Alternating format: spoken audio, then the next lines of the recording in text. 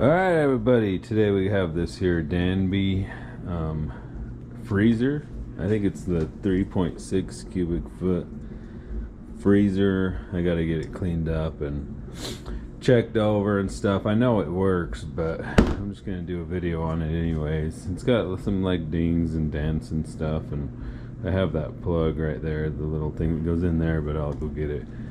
But yeah, I'm just gonna reach into the compressor there and meter the compressor. We'll kind of do a video on that, but just an overview video of this Danby.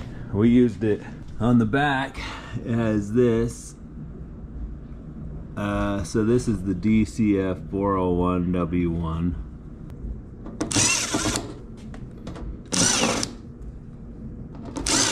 Now I really don't do fridges and freezers very often. I used to, but I just hate going to the dump. So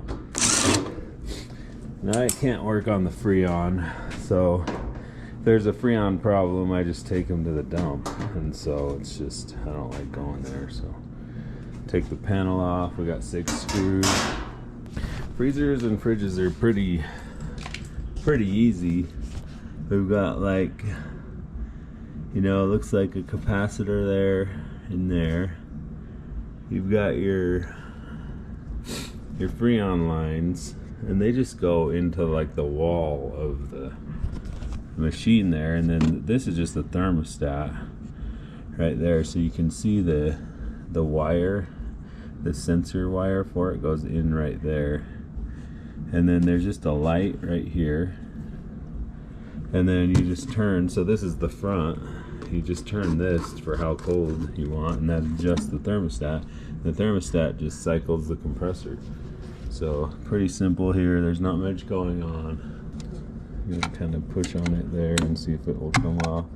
Push on it and tilt up with the screwdriver. Got that side off. Push and do the same thing on the bottom. So there we go. Make sure it's unplugged. Be careful with all these Freon lines too. So now what I'm going to do is pull this black plastic cover off.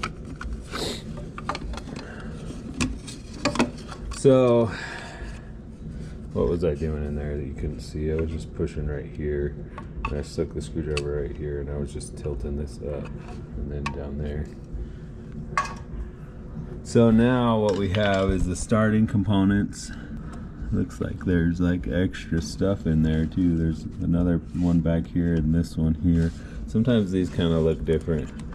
All I'm gonna do today though is I'm just gonna take the screwdriver and I'm just gonna pop this off of the compressor. So this might be, this is on two of the 3. Sometimes they're on all 3. So you see we have two connectors there that were pushed onto the compressor. So I don't know if I need to get some more light in here. I guess I do. So there's 3 prongs on the compressor. So to test the compressor, all I'm gonna do is I'm just gonna take my meter, put it in ohms or in resistance, and I'm gonna measure two sides. There's 3 things, so I'm saying that's 7.5. Now measure 2 of the other ones. So it doesn't matter which 2, just pick 2, then pick 2 more. They're just like, you know, a start winding and a run winding. So, and a common. So now we're gonna pick 2 more, maybe, if I can get my meter on them. Okay, so that one is 14.5. Let's say 14.5. The first one was 7.5. Now the third one is 8.9. We'll say 9. So what you want to do is you want 2 of the numbers to about equal the third number. That third number was kind of going between 14.5 and 16. So we had 9 plus 7.5 is 16.5. So, you know, my meter's probably not super accurate, but I would say that's a good compressor. So if you get in there and 2 of them don't connect at all, they don't have continuity, then the thing's bad. If your numbers are way out of whack, I don't know what to tell you, because I don't know that much. That's out of my realm of expertise. Maybe the commenters can read the comments. They probably know more than me. They usually do. So now I'm going to put this thing back on. I'm just going to push it back on. What this does is it starts the start winding and the run winding, and then it turns off the start winding, like after a certain amount of time. Basically, I think it gets hot and flips off. Then this thing runs just on the run winding, and so that's how that works. The starting components, oftentimes they will go bad, and you can just replace those. Now, as far as this goes, let's put this back on, which the wires go through here, so we'll throw it back in here. So the compressor is good. So if you start this thing up and the compressor tests good but doesn't run, you might just have to change those starting components, and then you might be good. I don't know. So you can't really see what you're doing. So there we go. So it just kind of clips in around there. Like I always say, don't do this. Call a professional.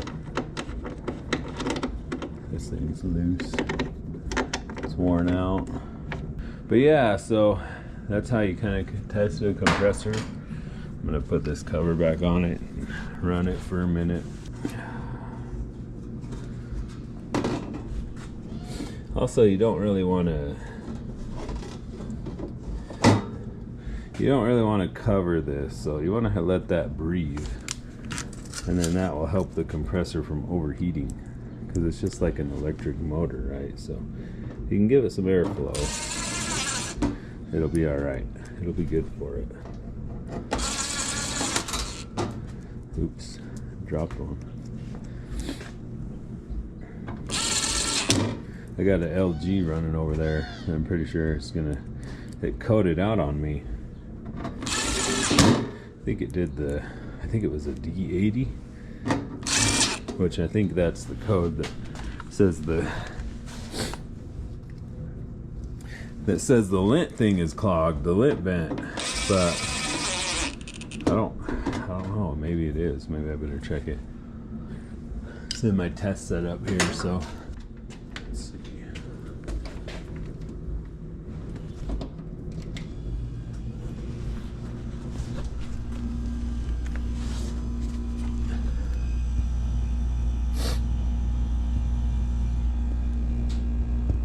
The light doesn't work.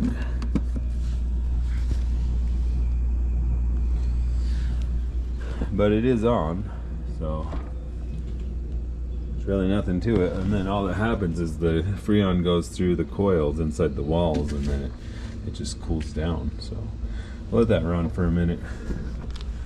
I'll come back to it.